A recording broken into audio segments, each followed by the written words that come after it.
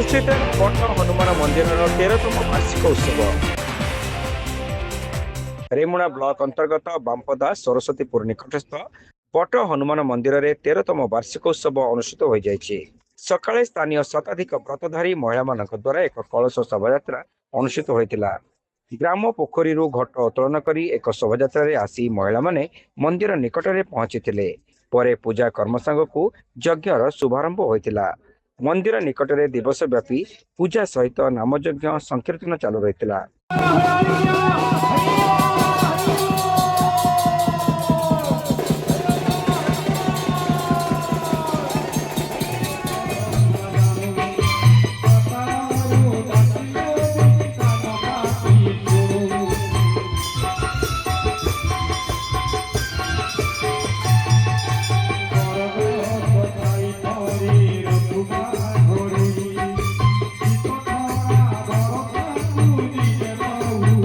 ପୂଜା ଅର୍ଚ୍ଚନା ପରେ ଭକ୍ତମାନଙ୍କ ପାଇଁ କମିଟି ପକ୍ଷରୁ ପ୍ରସାଦ ସେବନର ବ୍ୟବସ୍ଥା ହୋଇଥିଲା।